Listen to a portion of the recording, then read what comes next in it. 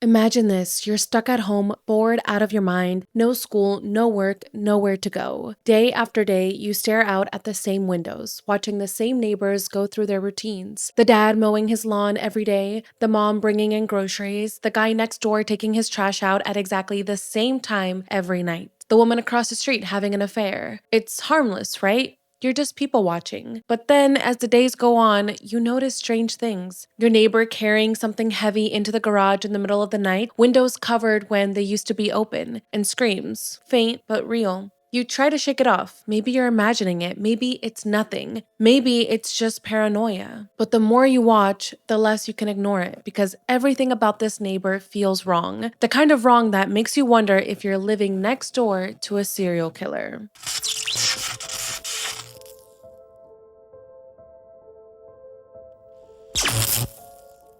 Hi everyone, welcome back to my channel. I hope you're all doing super well. So today we have another fun video. We are going to be talking about the thriller movie Disturbia. This movie came out in 2007 and honestly, I just think it's a classic. My sisters and I love this movie. We rewatch it every single year. It was just so well done. It had us on the edge of the seat the entire time and you were interested in the romance part of the story, but also the mystery and the thrill and the horror about it was really entertaining. This wasn't a movie with like a lot of twists and turns, but it did have some really good jump scares in there that truly got me. And now that spooky season is here and everyone's pulling out their Halloween movies, I recommend that you guys check this one out because the jump scares were so good and it's fun to just like watch with your friends and just everyone feel anxious at the same time. The movie is about a teenage boy who's put under house arrest for the summer. So he starts spying on his neighbors and starts to suspect that one of them is the serial killer that's currently on the news.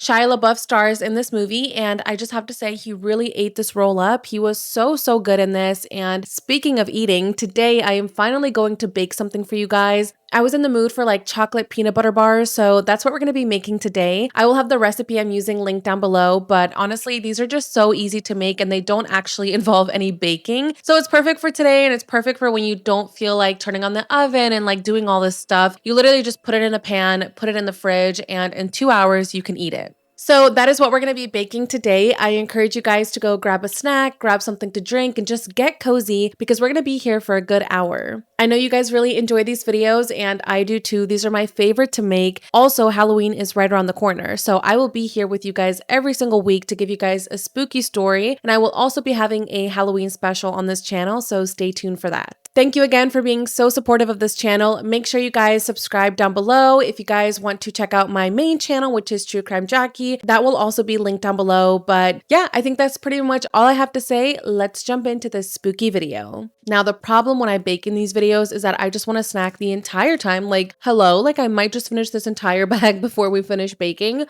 that's not good. I should not finish this entire bag, but anyways, this is what's going to be the main ingredient in today's video. I love dark chocolate Hershey's. It is so good. It's my favorite candy and my favorite chocolate. So before we get into the baking, I just want to set the story for you guys, set the mood, and then we'll get into the baking. So the movie starts off with a teenage boy named Kale and his dad out fishing together on a beautiful river with mountains in the background. Kale is trying to bring in a fish and his father encourages him, but Kale ends up losing the fish. Now he's upset about this. He feels kind of like a failure that he let the fish go and he's really getting down on himself, but his dad tells him that it's okay and they take a break and enjoy a Coke together, and instantly Kale's mood changes to being back to positive. It seems like Kale's dad is just really sweet and encouraging. I really appreciate you bailing on your friends to spend some time with your old man. It's not like you forced me to be here, Pop, Kale responds. I know, but I appreciate it. Well, I appreciate you, Kale says. It's clear that they have a really amazing relationship and that Kale's dad is a loving and caring father. So they're having just a really touching moment and Kale's dad asks if there's anything Kale wants to talk about. Kale laughs and makes a joke saying that he got a girl pregnant,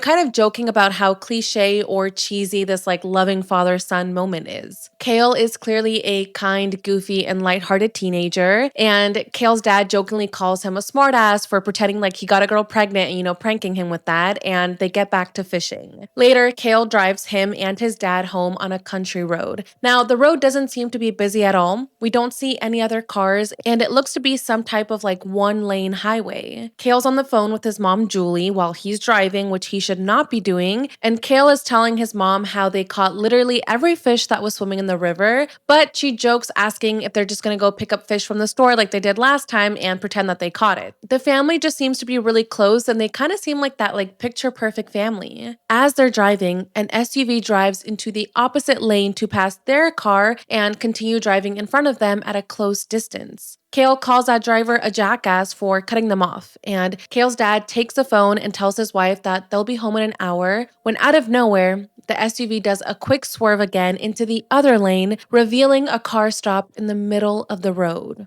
Kale isn't able to swerve in time, and their car crashes into the parked car and flips over. They're upside down now, and they seem injured, but Kale and his dad are still alive. "Are you okay?" Kale's dad asks him. When Kale turns to face his dad, his face suddenly drops and he yells, "Dad." Kale's dad turns around and suddenly they are hit on the side by another pickup truck that crashes into their car full speed, causing their car to spin while still upside down. Once this second collision is over, Kale struggles to climb out of the car window because of his injuries. He limps over to his dad's side of the car with his leg bleeding, but when he arrives and looks into the car, we can tell from his shocked and saddened facial expression that his dad didn't survive the car crash. This happy family day just turned into a tragedy. Okay, let's start baking. So we need 1 cup of natural creamy peanut butter, 6 tablespoons of pure maple syrup or honey, 1 cup of almond flour, and then 6 ounces of dark chocolate,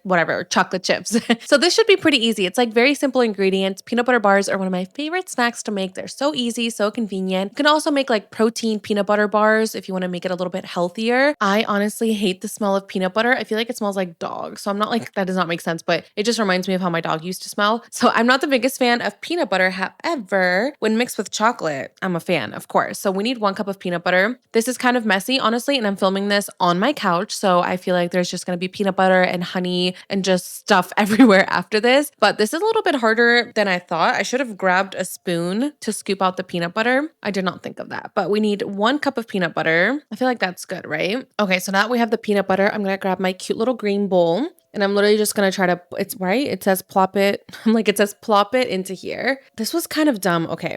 As you can see, I clearly have not baked in a while. Oh my God. So now I have to scoop this all out just to make sure that it was a cup. That was kind of dumb, but oh my God, that's a lot of peanut butter. I am really excited though. Like I love Reese's Pieces. Like, oof, those are like my favorite candies, or just like anything like that. I love it. And especially during Halloween season, Reese's comes out with like ghost-shaped Reese's and pumpkin-shaped Reese's and bat-shaped Reese's, like all the different shapes for Halloween season. And I love getting them. Me and my friend, we love to gift those to each other. I'm like, even though it tastes the same, it's just in a different shape and it just makes it better. Okay, peanut butter is in here. So next we have 6 tablespoons of honey. This is the honey that I get. I think it's just from like Costco. So we need 6. This is half a tablespoon. So that means we need 12 of these. My goodness. Please, I just beg that the honey does not get everywhere and just make all of my equipment super sticky. I feel like it's going to take forever to add this honey into the bowl. Look how good that looks. I'm such a fan of honey. I could just eat like honey sticks like all day by myself. Okay, we got the honey mixed in with the peanut butter. This is what it looks like. Hopefully you guys can see. I'm going to stir this in while we get into the story. So the movie flashes forward to 1 year later, and it's the end of the school year, and a boy named Ronnie stands in front of his high school Spanish class and tries to do the assignment of telling the class in Spanish what his plans are for the 3-month summer break. Now, Ronnie isn't doing a good job and is kind of like the class clown because everyone is laughing with him. The teacher, Mr. Gutierrez, isn't impressed with the presentation.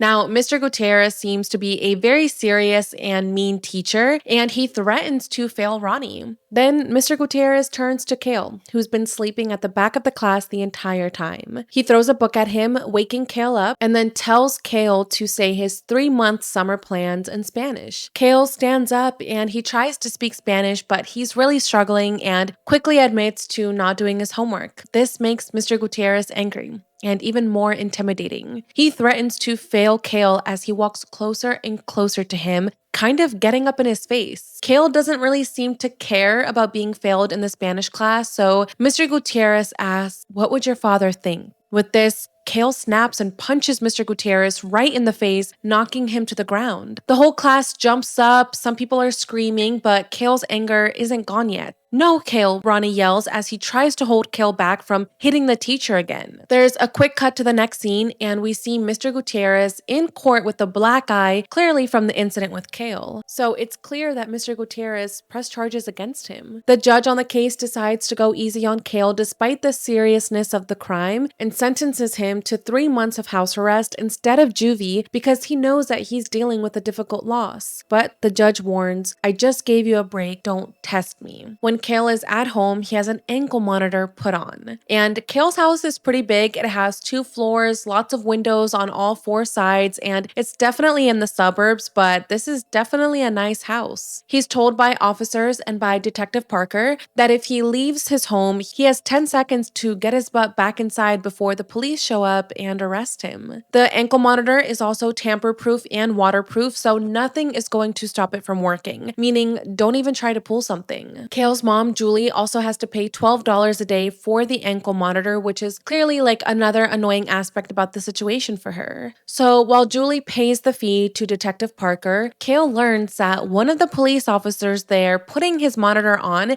is actually his Spanish teacher's cousin. Yeah, he checks the name tag and it says Officer Gutierrez. And Officer Gutierrez makes it clear that he already has it out for Kale. So Kale starts out his house arrest by playing video games, eating junk food, and watching TV. In between his house arrest activities, Kale opens a door to his dad's office. He sees the photos of his happy family everywhere, and he closes the door without even going inside, clearly still not emotionally ready to deal with actually going in. Eventually, Kale goes to his room and just rots some more. He puts on some trashy TV and he's literally just zoning out watching these girls in their bikinis. However, his mom suddenly comes into the room, so he quickly changes a channel to the news station. We hear the news anchor in the background reporting on the disappearance of local 36-year-old Patricia Williams. "More trashy TV?" his mom asks. No, I'm actually watching the news," replies Kale. His mom walks around his room. She opens the blinds to let in some light and some fresh air, and she's frustrated at the fact that Kale is just rotting around all day, basically living in filth. Julie reveals that she canceled his Xbox, his iTunes, and now she's cutting the cord to his TV, saying this isn't a vacation, and orders Kale to clean his room and be productive. Now, first of all, Kale's room is huge, just like the rest of the house. It's insane how much space he has, but every inch of this huge room is literally filled with junk. Kale is clearly annoyed at the fact that his mom canceled everything, all forms of entertainment, so he decides to call his friend Ronnie and tells him how bored he is, but Ronnie needs to hang up on him because he's at work. So Kale is just alone and bored. So he tries to clean, he does some laundry, does the dishes sloppily, and then he decides to just build a tower of Twinkies. He's clearly going a little insane in this isolation. Later, while Kale's eating dinner alone, his mom tells him that she's covering the hostess stand at her work this week, so she'll be home late. So that just means more alone time for Kale. "Do you want to talk about anything?" Julie asks. "I got nothing to say," Kale replies. Kale definitely doesn't seem like that happy teenager that we saw at the start of the movie. He's clearly going through something and just feels completely alone. We then cut to Kale sleeping in his desk chair when suddenly he's woken up by a sound. He goes to the window and sees a new family moving in next door. He goes to get a better look and sees a pretty girl around his age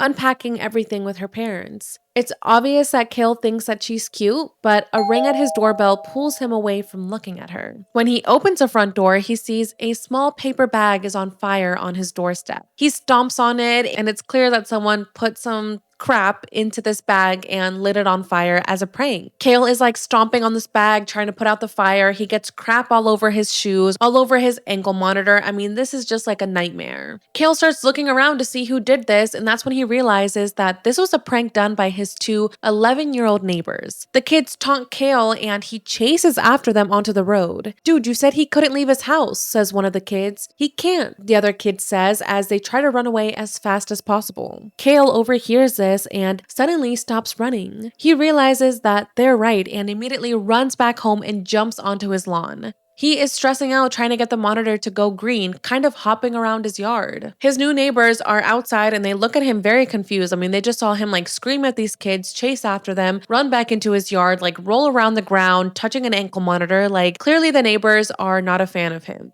Thankfully, Kale's monitor goes back to green, but it's too late. Officer Gutierrez, who has it out for him, arrives anyway and handcuffs him right in front of his new neighbors, right in front of his crush. It's not a great look, to say the least. Now, the cops end up letting Kale off with the warning and say that if it happens again, he'll be back in front of a judge. So Kale decides to set up perimeters all around his property of how far he can go without the monitor going off. His new neighbors return home, and Kale's crush on the daughter is clearly growing as he watches her through his window while she takes off her clothes in the bedroom across the way.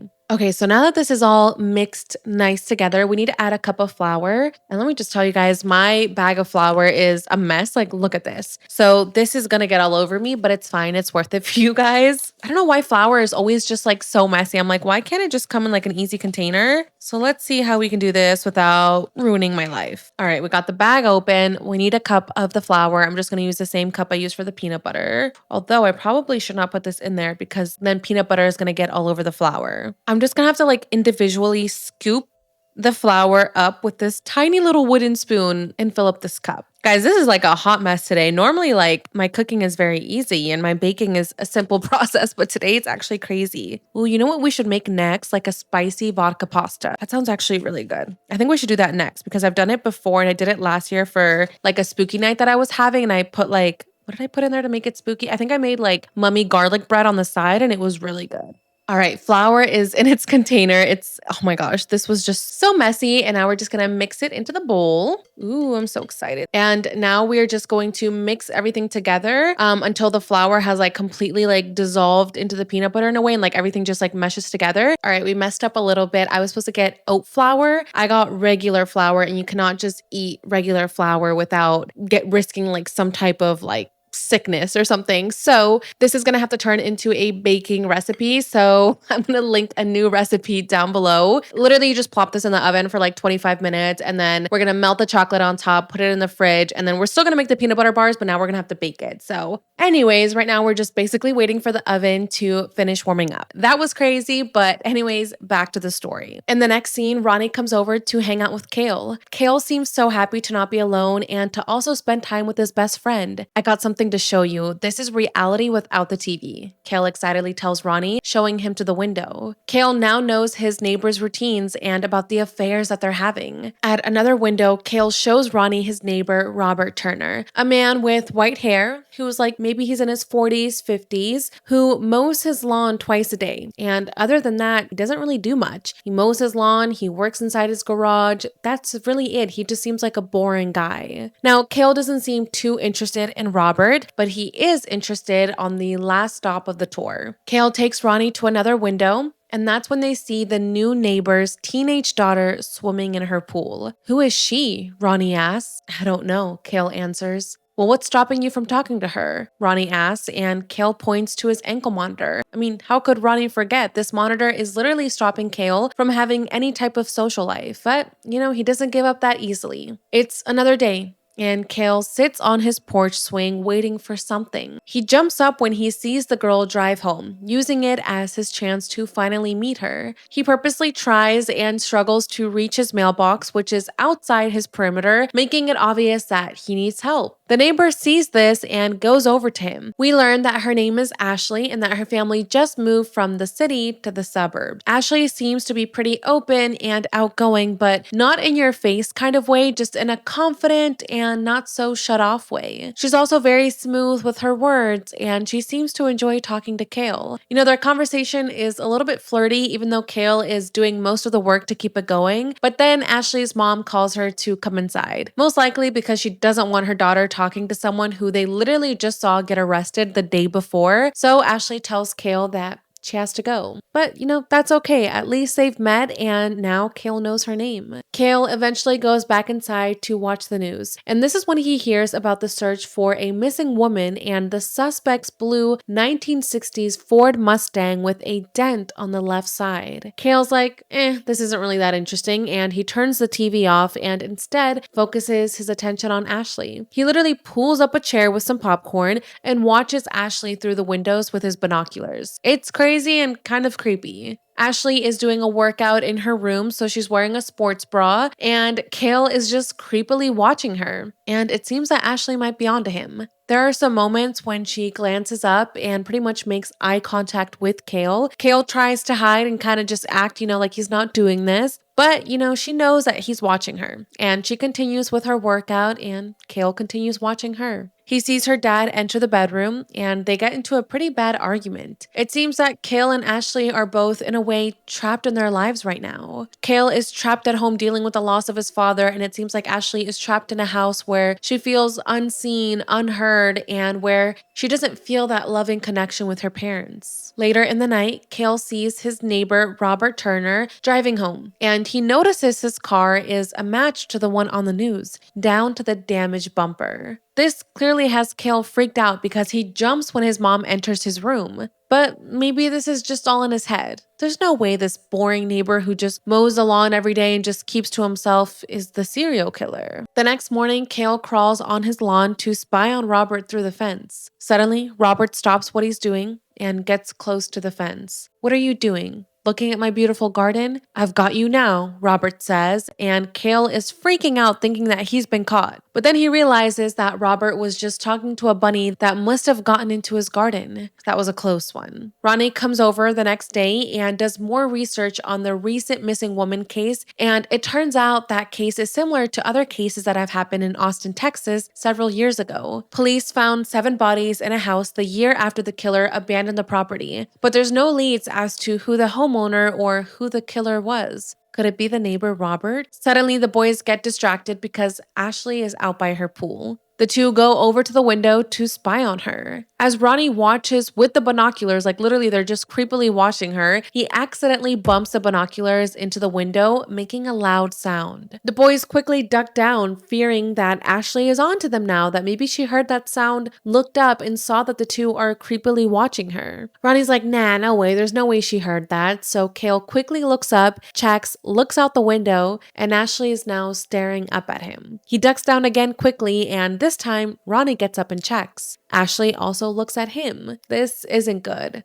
The boys are freaking out when suddenly the doorbell rings. "No way," both boys say. Kale is nervous to answer the door. He doesn't want to be confronted by Ashley for spying on her. And both boys are like, "No, you answer, no, you answer." And they're fighting about who to answer. They're taking a long time to answer the door. Meanwhile, Ashley is still there ringing the doorbell. Ronnie tells Kale to just ignore the doorbell. But Kale's like, "No, she knows I'm home. I literally have an ankle monitor on. Like, she knows I'm here." So finally, Kale goes to open the door after the 3rd ring, and to his surprise, when he opens it, Ashley says, "I got locked out." She doesn't ask them, "Were you watching me?" She doesn't accuse them of watching her, nothing. She just says that she got locked out of her house. She then asks the boys what they're doing, and Ronnie says that they're playing video games. "I like video games," Ashley says, and walks into the house. They all go up to Kale's bedroom. The boys panic clean because it's literally a dump as Ashley picks up the binoculars. "Are you spying on your neighbors, Kale?" Kale freaks out. He doesn't know what to say, but Ronnie quickly covers for Kale and explains that they're just watching the neighbor, Robert Turner, because they think he's the serial killer that's been in the news recently. Ashley doesn't really believe them and says that the fender isn't even dented. Kale is shocked. He grabs the binoculars to confirm it himself, and sure enough, there's Robert's car outside the driveway with no dent. That means Robert just got it fixed, or maybe Kale imagined it all. "No, this can't be," Kale says. They keep spying through the binoculars, and that's when they see a longhorn skull hanging in Robert's garage. Ronnie makes a connection between the longhorn and Texas, which is where the killer is from. Why would Robert have this hanging in his garage if he didn't have a connection to Texas? "Fine, where's a coffee and donuts?" "You can't have a stakeout without coffee and donuts," Ashley says. It looks like the 3 of them are really going to try to get to the bottom of this. While on the stakeout, Ronnie has fallen asleep while eating some pizza, and now Kale and Ashley are just hanging out, and she starts to paint hearts on his ankle monitor.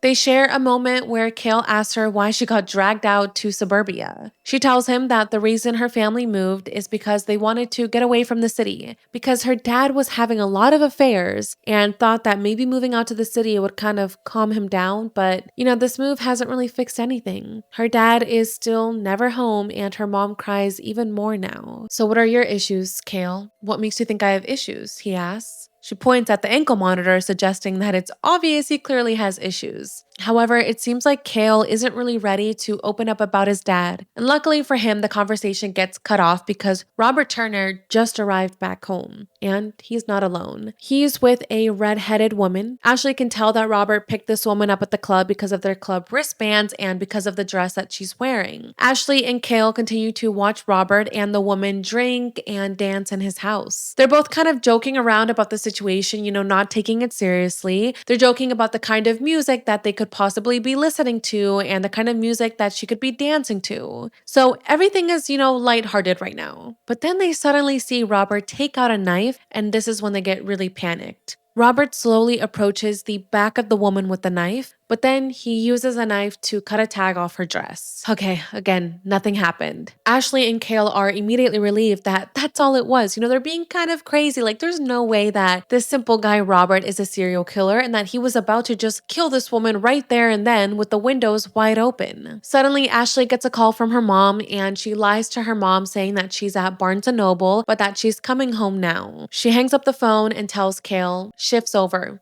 Walk me out." Kale walks Ashley as close to her house as he can. She thanks him for an interesting night and for an interesting day. Kale looks at her hand and almost goes to, hold it, but then he stops himself. He's clearly nervous. "Same shift tomorrow?" he asks. The two lean in slowly, their mouths almost touching, but then Ashley puts the perimeter between them and says in a flirty way, "I'll get back to you," and leaves for her house. Kale goes back to his room and looks into her bedroom window, but she closes her blinds. Since he clearly can't spy on Ashley, he decides to spy on the little kids next door, the ones who pranked him earlier. The little kids are in their room watching a very inappropriate video, like they are watching a full-on adult film where nudity is involved, and these kids literally are 11 years old. Suddenly, their mom comes barging into the room and the kids quickly turn off the TV, acting like they're just watching cartoons. As soon as their mom leaves the room, the kids turn the TV back on and continue watching their nasty video. Kale is watching this and he just simply laughs at the scene, but that laughter is interrupted by the sounds of a woman shouting for help. Kale turns to Robert's house and sees the red-headed woman trying to escape Robert's house in a panic, but Robert comes up behind her and pulls her away from the window. Kale completely freaks out. He's terrified and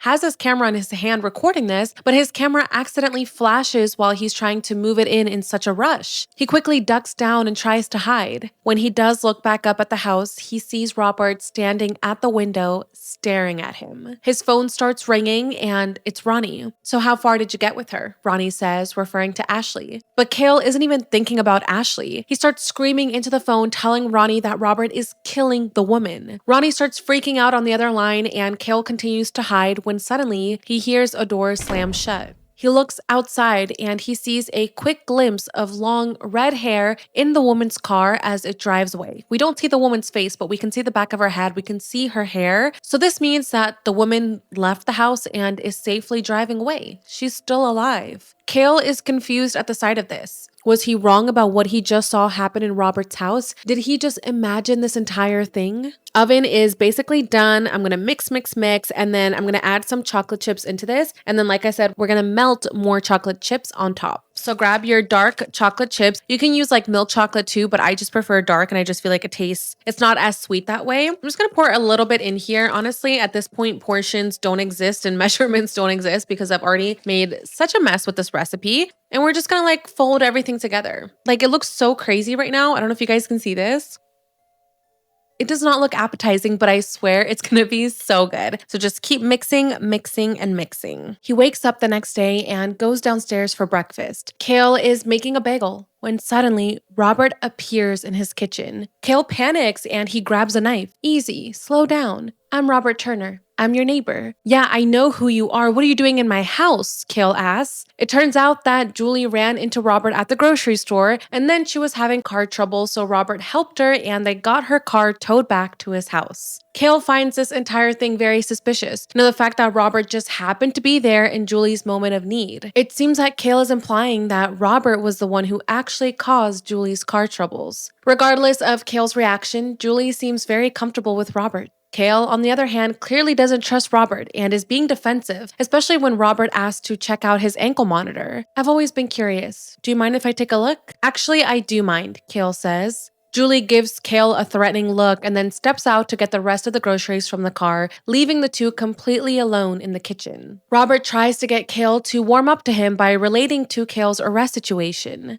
I get it. I went to school. There's plenty of teachers I wanted to just kill, he says. That comment just puts Kale off and makes him wonder if Robert is trying to mess with his head. Then, when Julie comes back into the kitchen, Robert asks her on a date to the movies and to dinner, and she says yes. Now he's really messing with Kale, but his mom clearly doesn't see it. Kale talks to Ashley about the situation later that day, but Ashley seems more interested in flirting than talking about their old neighbor. But Kale can't literally focus on anything but Robert being the killer and now going on a date with his mom. Ashley asks him if he even noticed her hairdo, which he didn't because his focus isn't on her, it's on Robert, which clearly is annoying for Ashley. You know, she wants him to pay attention to her look. So she tells him that she's having a pool party today, and Kale is confused because he didn't think that she knew anyone. She's new to town, she just moved here, and it's still summer break, so how does she know people? But Ashley explains that she met a girl named Mindy Tycho, that she told Mindy that her parents are going to be out of town. So Mindy started calling around, and one thing led to another. Now Ashley is hosting this huge summer party that basically everyone is invited to. Well, except Kale, because he can't leave his house. Now, Kale seems a bit bothered by this. Mindy Tycho? Oh yes, skinny psycho. I have her in Spanish. She's pretty cool, Kale responds. So I guess now you have the whole jock and bimbo population showing up? He asks, clearly upset. Annoyed by his reaction, Ashley leaves. She's going through with this party with or without Kale's support. Right now, Kale and Ashley seem to be in that classic will they, won't they situation because it seems like they both like each other, but they just haven't gotten their timing right. Later that night,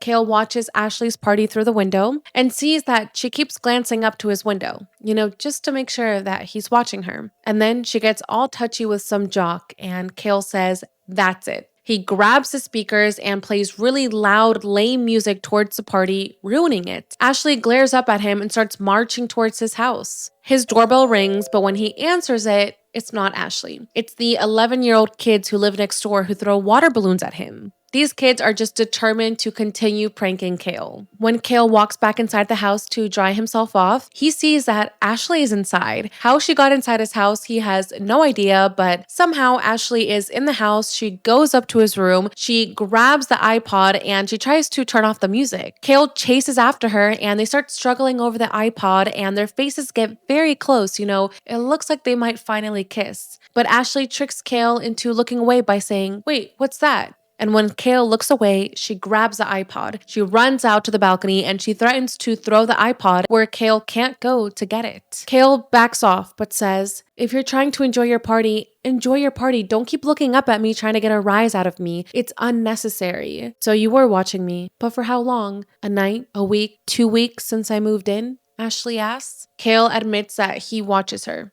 but not in a creepy way. He lists all the things that he noticed about her. Like he noticed that she's one of 3 people that like pizza-flavored chip, and that she spends more time on the roof of her house than in her actual house. That she reads substantial books, and Kale noticed that Ashley does this thing whenever she leaves her room. She grabs a doorknob to leave, but then she doesn't. You stop and turn to the mirror and stare at yourself, but not in a "I'm so hot" type of way. It's more of like, who am I really? And asking yourself that's pretty cool, Kale says. And the more Kale talks, the more we can see that he does have deep feelings for Ashley. You look outside the window all the time like I do, but you're looking at the world, trying to figure it out, trying to understand the world, trying to figure out why it's not in order like in your book. He pauses and then adds, "I'm only looking at you." It's clear Kale means he's only looking at the real Ashley, the person she is that she doesn't share with the rest of the world. The real her. That's either the creepiest or the sweetest thing I've ever heard, Ashley tells him before kissing him. They continue kissing on his bed, and it seems like this is going to lead to something a little bit steamier. But meanwhile, something is happening at Robert's house next door. Blood splashes on his window, and Ashley and Kale hear something, so they stop kissing, they go to the window, and that's when they see Robert dragging a tarp with red smears to his garage. Now they're truly freaked out, and this feels more real than ever. The next day, they decide to make a plan. Ronnie is going to break into Robert's car, grab his garage code, while Ashley follows Robert around the hardware store and keeps tabs on him. Yeah, this does not seem like a good plan. Kale communicates with both of them to make sure that this mission runs smoothly, and he's updating Ronnie about where Robert is in the store and if Ashley is still keeping tabs on him. Eventually, Ronnie gets into the car and he starts looking for the garage code. Meanwhile, Ashley is following Robert through every single aisle in the store, and it looks like he's there just shopping for a shovel, completely unaware that someone is following him. He goes to the checkout line with the shovel, but then he just puts the shovel down and walks away. Ashley watches this and is so confused. Where did he go? Back at the car, Ronnie is searching and searching for this garage code. Then he gets freaked out when Kale tells him that Ashley lost Robert at the store. Ronnie wants to run out of there before Robert gets home, but Kale convinces him to stay there so that they can get the garage code. As Ashley is trying to drive out of the parking garage, trying to rush back home to warn the others, suddenly Robert appears in front of her car. He literally goes like that and she stops driving. Ashley parks the car and she just freezes. "Hi, I'm Robert Turner. I live behind you." "Oh yeah, I've seen you," Ashley says while Robert reaches into her car and takes her car keys. Then he gets into the passenger seat and locks them both inside. Ashley is terrified, but she tries to play it cool so that she doesn't give away any information about what she thinks she knows. "What are you doing?" Ashley asks. "I know that you've been following me," Robert says. Ashley tries to speak, she's about to defend herself, but he tells her to not deny it. "I want you to know that I'm not upset, and quite frankly, I don't even want to know why you're following me. I just want to say that I'm more on the shy side. And, maybe this is your way of coming on to a somewhat older man, but I have to tell you, I would rather enjoy my privacy." Robert says this as he touches Ashley's hair in what he thinks is like a playful or sweet way, but it's truly creepy. It's like he's admiring her hair or admiring her in a way that makes it seem like she could be his next victim. Robert then adds, "You're not the only one who's watching. Feel free to pass that along if you'd like. Are we cool?" "Cool," Ashley responds. Then he gives her keys back and gets out of the car. When Ashley tells Kale what happened back at his house, he wants to call the cops right away. Enough is enough. But Ashley refuses to because she says Robert didn't actually do anything to her, and he is right. They are spying on him and following him, so he's got a point. Ashley thinks that maybe this has all gone too far, and she tells him that she has to go home for her parents' anniversary. She tells the boys to just drop it. And then she leaves. But Kale can't drop it. He knows that something is wrong with Robert. Later that night, he calls Ronnie to tell him that he looked at the blueprints of Robert's house and that the garage didn't used to connect to the house, so what is he using this new, addition for? Not long after, Ronnie shows up to Kale's house in a panic. He realized that he dropped his phone in Robert's car and left it there. Kale gives Ronnie a camera and a walkie-talkie and sends him over to Robert's garage as Kale watches Robert's house to make sure that he doesn't enter the garage. This is going to be a dangerous mission, but they need to get that phone. Ronnie sneaks over to Robert's house. He puts in the garage code that he got earlier that day, and he goes inside. Once in the garage, he finds that the car is unlocked, and yes, thankfully his phone is there. Now, this entire time, Ronnie is recording this, and whatever Ronnie is recording is showing up on Kale's computer. That way he can keep better tabs on him, and they can have proof in case Ronnie finds something in this garage that's incriminating. So Ronnie grabs his phone and feels relieved. The mission is complete. "Oh man, it really reeks in here. It smells like a rotting corpse," Ronnie says. "You gotta find the bag," Kale says, referring to the blue tarp that they saw Robert dragging in earlier. There could be a dead body in there. Ronnie eventually finds the bag, but is freaking out. "Bro, I don't want to do this anymore. I want to come home." "Stay calm. I need you to look in the bag." Ronnie starts to open the bag as his camera falls onto the ground, and Kale sees that the garage door is closing. "I think there's someone in the garage," Ronnie says. Ronnie runs up, he goes inside Robert's house because the garage is now closed, and he starts screaming and panicking. Kale is also panicking at the same time. He can't leave his friend to die, so he grabs a baseball bat and he runs over to Robert's house. Kale yells for Ronnie, he's trying to look for him, but all the doors are locked. But when Kale gets to the front door, it's slightly open. Scared, he very slowly kicks the door wide open. But just then, Officer Gutierrez drives up and handcuffs Kale. He clearly left his house, so the monitor went off and notified the police. Kale tries to explain to the officers that Ronnie is inside his house, that his friend needs help, but at that moment, Robert comes out in a robe, acting like he was just woken up in the middle of the night. Kale tells police about the body in the garage, about how he's a serial killer. He tells them everything, and at this point, the entire neighborhood has now come out to witness this chaos, including Ashley. Kale and Ashley make eye contact, and Ashley looks at him disappointed for not listening to her and for just letting this go. She doesn't even want to stay to watch and see what happens. She just goes back inside. Kale continues pleading to the officers that his friend is in danger, and Officer Gutierrez tells his coworker that, yeah, you know what, something does feel a little bit off. Like, why would Kale break his, rules just to come to his neighbor's house to accuse him of being a serial killer? So the officers realize, there might be something here. Do you mind if we take a look inside? They tell Robert. No, not at all. Be my guest, he responds. The officers have Robert open his garage and bring out that blue tarp. They open it up, but what's inside isn't a human body. It's a dead deer. Robert says that he accidentally hit it the other day and planned to bury it, but just hasn't had time. Kale then brings up the dented fender, and Robert says that it's a classic car that he needed to get ready for a car show. But Kale doesn't believe him, but the cops clearly do. They start dragging Kale away as he shouts, "Where's my friend? What did you do to him?" Okay, you guys, my alarm just went off. That means that the peanut butter part of this recipe is ready from the oven. I put it into the oven at 350 degrees for 25 minutes. So now we're gonna go get it, let it cool off, and then we're gonna melt the chocolate, put it on top, and then put it in the fridge for 2 hours. My goodness, has this really turned crazy? I'll be right back. Back at his house, Detective Parker tells Kale's mom, Julie, that he's due in court tomorrow at 9 a.m. for breaking his house arrest. Julie asks if Robert can press charges, and they tell her that he technically can because Kale did break into his house. Julie says goodbye to Detective Parker and to the officers and is just exhausted from everything that Kale has put her through. Wow, you're actually buying all this bullshit? Kale asks. It's a miracle that they didn't just take you away in handcuffs right now. I have to go talk to him now and calm him down. What, now? Kale shouts. Yes, now. He could press charges, his mom angrily responds. Kale tries to convince her to stay home, but she says that there's nothing he can do to stop her.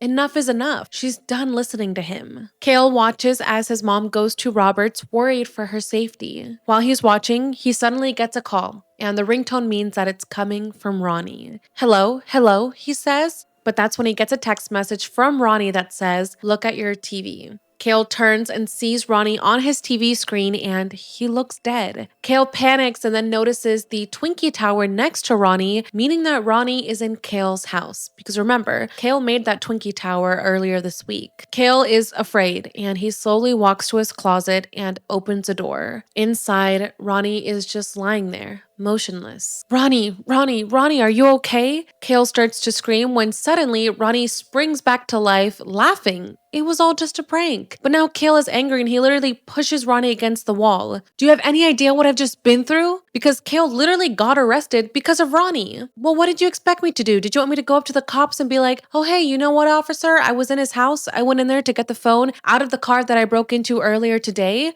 All I could think was, I don't want to go to jail. Hide.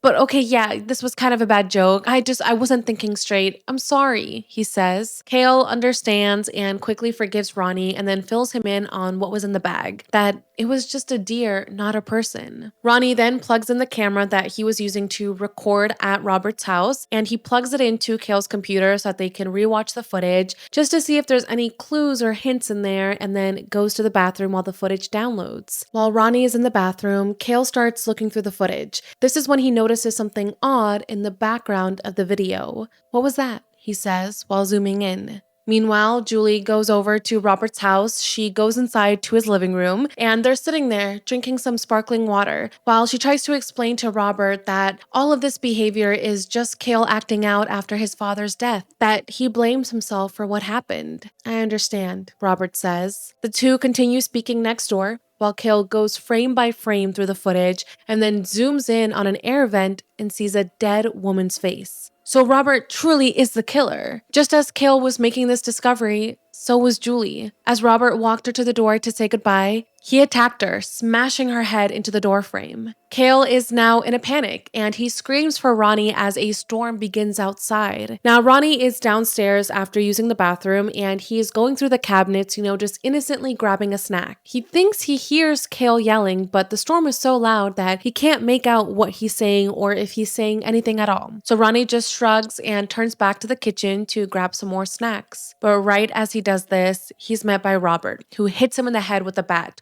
Hard, knocking him unconscious. Kale tries to make a phone call, but as he's about to type 911, he sees Robert's reflection in his computer screen coming up behind him with a bat. Robert swings his bat, but Kale dodges it and throws his printer at Robert, hitting him, buying Kale just enough time to run downstairs. On his way down, Kale sees Ronnie on the ground, but he has to act fast so that the same thing doesn't happen to him. Robert follows him, swinging his bat, and gets the bat around Kale's neck, choking him. Kale fights him off, but Robert throws Kale over the kitchen island. He quickly gets up and hits Robert with the kitchen stool and then runs outside as fast as he can, with Robert close behind him. Kale tries to reach the perimeter he set up so that his ankle monitor will go off and call the police so that they can come here and help him. But Robert quickly grabs him before he makes it and drags him back. Robert then punches Kale in the face and he falls unconscious. Robert pulls out some duct tape and he tapes Kale's mouth, his hands, and his legs together and then drags him back inside the house. When Kale comes to, he's now sitting in his chair with his hands tied, his mouth covered in duct tape, and Robert is standing there in front of him in his bedroom. So he got her on tape, Robert says before unplugging the camera from the computer. He's referring to the dead woman in the air vent that Ronnie caught on camera. I really didn't want this. All I wanted was to live in peace, which is why we gotta keep the spotlight on you. I mean, you've already done most of the work anyway, Robert says as he sits down on the couch. First, you killed your buddy because he was calling your girlfriend behind your back, and then you slit your mom's throat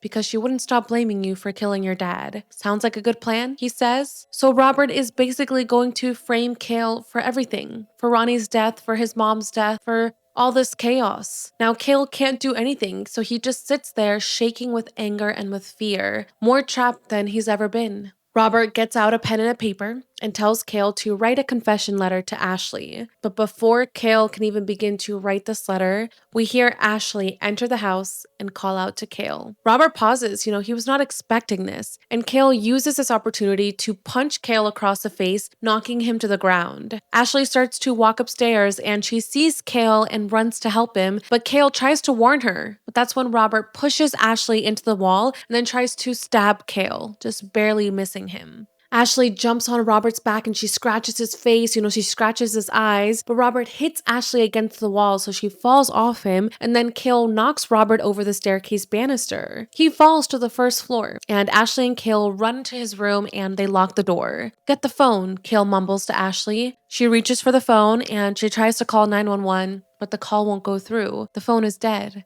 She then grabs a pair of scissors and she helps cut the duct tape off Kale's hands and off his mouth. Finally, Kale is free. He tells Ashley to keep the scissors because they know that this isn't the last of Robert that they've seen. "We have to cross the line," Kale says. "If he can go outside and cross the perimeter, his monitor will go off and the police will be there within seconds." He goes to peek out the window to see if he can spot Robert maybe going back to his house or if he can spot his mom. "Get ready to run," Kale tells Ashley. But suddenly, the power goes out. Ashley looks scared, she's trembling, and suddenly the baseball bat breaks through the door, just missing her, and she screams. While Robert tries to get through the door, Ashley and Kale run and climb out of the window. They run across the roof and they literally jump off the roof into Ashley's pool, and they make it. Finally, Kale's ankle monitor goes off, so the cops should be on their way. "I gotta go get my mom, okay? I gotta make sure that she's okay, okay? You go back inside and you make sure that the cops come, okay? Go," Kale says. "Okay,"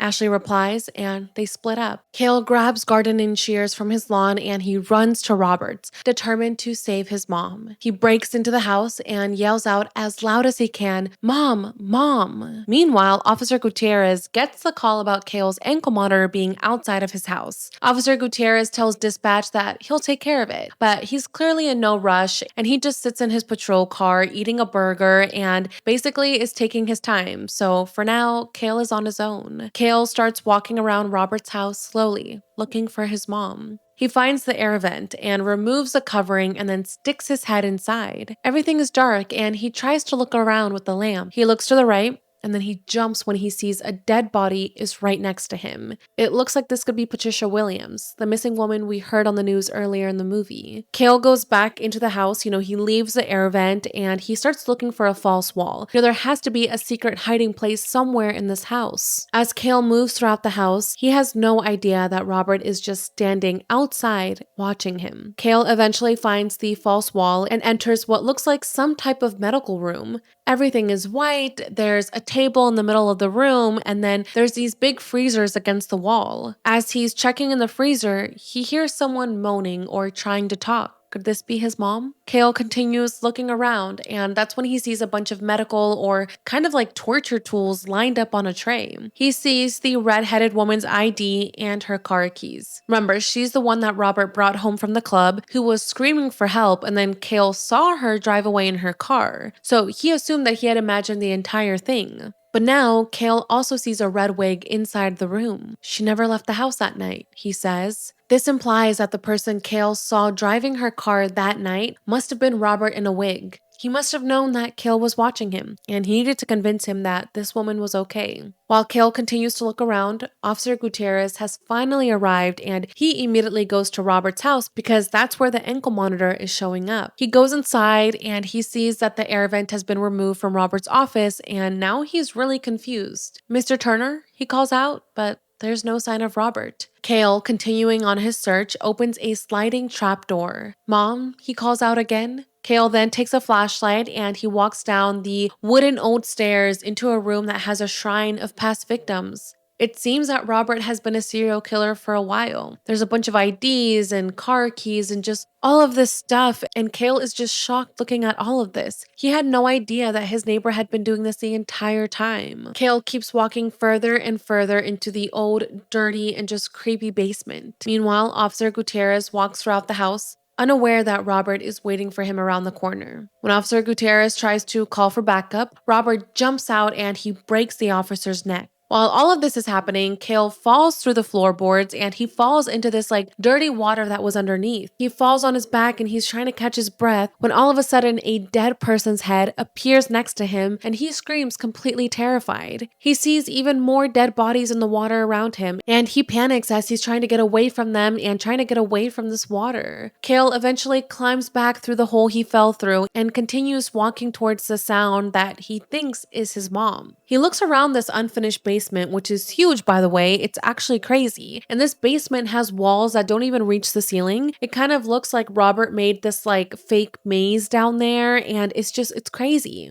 So Kale starts going through this maze. He can't really see much. He keeps running into fake walls and dead ends, but then he finally spots his mom. She's tied up, hanging from the ceiling, and she has duct tape over her mouth. Kale cuts her free, only for her to drop to the ground and then be picked up by Robert. Robert is there. Of course, Robert knows this house better than anyone, so he got there before Kale, and now he's holding his mom with a knife to her throat. Kale looks completely shocked. Robert ends up just throwing Julie across the wall, and Kale and Robert begin to fight again. Robert quickly gets Kale against the wall and says, "You made me do this," and just as he's about to kill him and stab him, Julie grabs a small knife and she stabs Robert in the leg. Robert yells in pain and hits Julie away, but this gave Kale all the time he needed to pick up his lawn shears and stab Robert. Kale then uses the shears to push Robert all the way back to the hole, and he pushes Robert one last time until he falls into the water with the bodies of all his victims. Robert is dead.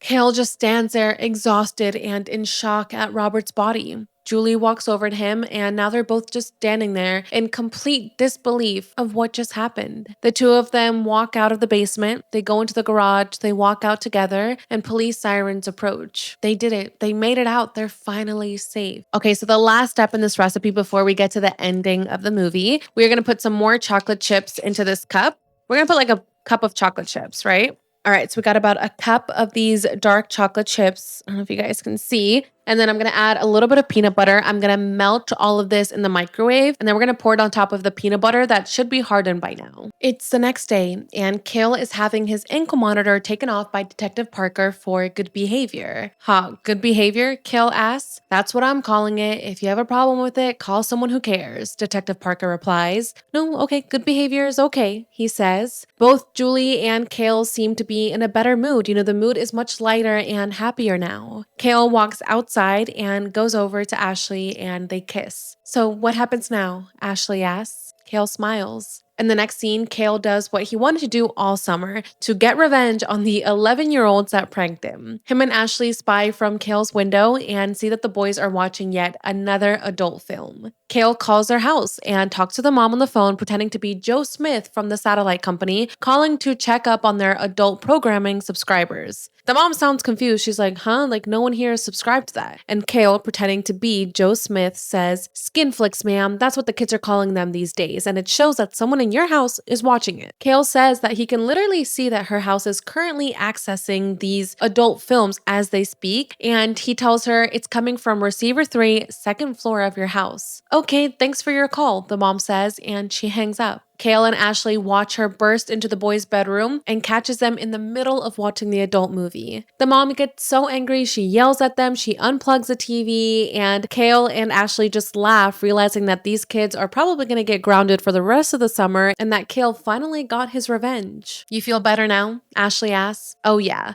That's just the first strike though. Really? Yeah, it's an ongoing offensive against neighborhood evil. I'm very dedicated, Kale says. You're my hero, Ashley says, and they kiss. Ronnie comes into the room with his recovering black eye that Robert gave him and films them kissing. Soon to be the most popular video on YouTube, Ronnie jokes. Kale and Ashley smile, and then Kale flips him off and keeps making out with Ashley.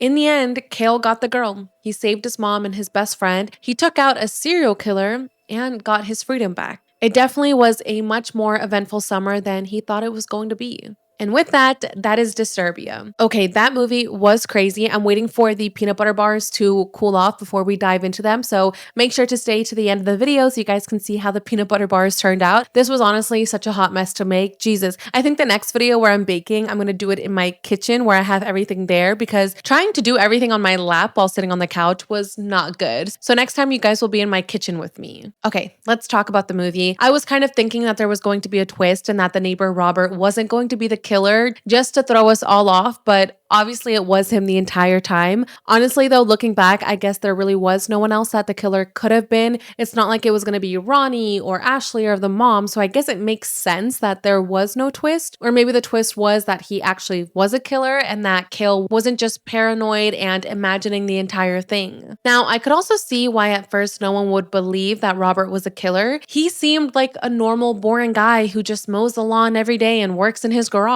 He's also a little bit charming. He has like a little ear piercing, so he definitely has a charming vibe to him. However, as soon as he got into the car with Ashley, I was like, oh, hell no, this guy is definitely the killer. He was so creepy in this car, and he was clearly attracted to Ashley, who is a teenager, because he was playing with her hair and literally said that she was attractive. So he was just one big weirdo. I do wish that they had kind of given a more backstory as to who Robert was. When did he move in to be Kale's next door neighbor? How long has he been doing these killings? Like, what is going on? Like, what is his backstory? And why did he move next door to Kale into the suburbs? And how was he still getting away with this? Like, how was nobody in the neighborhood hearing these women scream or realizing that the victims were coming home with him? So I do wish that they had dived more into that and into his backstory and just more about how he came to be. But I guess it's also kind of cool that they left it unknown. You can kind of make up your own scenario in your head about who Robert truly is. Also, I thought it was crazy that Officer Gutierrez was killed by Robert. I know we technically aren't supposed to like his character, he was kind of being crazy, but he wasn't like evil or anything, so he definitely didn't deserve to die, so I did think that was a little bit shocking. Speaking of evil, I thought it was just crazy that his cousin, Mr. Gutierrez, the teacher, would make that comment to Kale about his dad because it seemed obvious to me that Kale would be falling behind in school as a result of his dad's death. So it was just a really inappropriate thing to say, and it seemed like he was kind of antagonizing Kale. Not that I think violence is the answer to anything, but I do feel like the teacher kind of deserved that punch. Just saying. Overall, I really enjoyed this movie. It was really well done, and Shia honestly just made this movie. I really don't think it would have been as good if it wasn't for him. Don't get me wrong, the other actors were extremely good. The guy who played Robert was also really good, but there was just something about Shia LaBeouf in this movie that I really liked. I also enjoyed how this movie was never predictable, like even when the doorbell rang and we thought it was going to be Ashley, but it turned out to just be the kids. So I feel like there was just a lot of good jump scares throughout the movie. So like I was watching this last night and I was watching it with my husband who has never seen it before, and he was very intrigued with the movie. We're both like jumping and just anxious about it the entire time. So it's just like a really fun movie that builds up to all of these jump scares and just kind of keeps you, on your toes. I was kind of hoping that we would get like an apology from, Kale's mom, from the detectives and the officers who didn't believe him when he said that Robert was a serial killer. I think it would have been cool to see them be like, oh wow, you were right the entire time, or just something about that. I thought that would have been nice to get a big apology from everybody, but I guess we could assume that maybe those conversations happened off camera, but still, it would have been nice to see because it was frustrating to see how, basically no adult was on Kale's side. Oh, they also didn't mention this in the movie, but I did look this up online. I was like, wait, why is this movie called Disturbia? Apparently, it's because they lived in suburbia, which is typically supposed to be boring and just like a safe cookie cutter neighborhood, but it ended up being the exact opposite. So that's why, it's called Disturbia. In the end, I really enjoyed this movie. Now that spooky season is here, I'm just so excited to continue watching these type of movies. I love these movies where it's like a thriller, but there's also a little bit of action in there, jump scares. It's not like about like ghosts or demons. It's like real life. So let me know what you guys thought about this movie. Have you guys seen it before? If not, are you guys going to watch it now? I watched this on Pluto TV, I believe it's called, but I'm pretty sure you guys can watch it on like Amazon Prime or on YouTube as well. I just, again, love these type of movies. And if there are any other thriller/mystery movies that you guys would like me to talk about, make sure to leave a comment down below. I think these videos are just so fun. There's just like a nice break in between true crime cases. So hopefully you guys continue enjoying this channel as much as I do. Let me go grab the peanut butter bars and I will be right back so we can do a taste test. Hopefully they turned out good. I don't think they did, but still, let me go get them. Peanut butter bars are done. This is how they turned out. Let me just say, okay, let me explain this. I don't know if you guys can see what they look like. Can you guys see? Hopefully you guys can. If not, I'll insert a picture that I took in the kitchen that might have just like better lighting. They look good, right? Like they look kind of like brownies. The problem is that these were supposed to be like healthy peanut butter bars. So instead of using graham crackers, which is what you would usually use as like the base mixed with peanut butter, the recipe said to use oat flour because it's like, I guess, healthier and like less calories. You're also supposed to use dark chocolate instead of like regular chocolate. You're not supposed to use butter or like put any like extra sugar or anything in there. So these were supposed to be healthy peanut butter bars. Now the problem is that I used all-purpose flour instead of oat flour, so that was my mistake, right? But even then, after baking it, it just doesn't taste that good. Like the sweetness is missing. Maybe using regular chocolates would have added more sweetness. Even though we added the honey in there, they just don't taste that good. But we're still gonna eat them because we're not gonna let these go to waste, and I'm gonna share them with my family. I mean, they're cute and they're good, and the chocolate on top tastes good. But I was also using sugar-free peanut butter, so I just feel like it just tastes very bitter. Let's try a little piece right here. I already ate like half of one upstairs, but here we go. Let's see.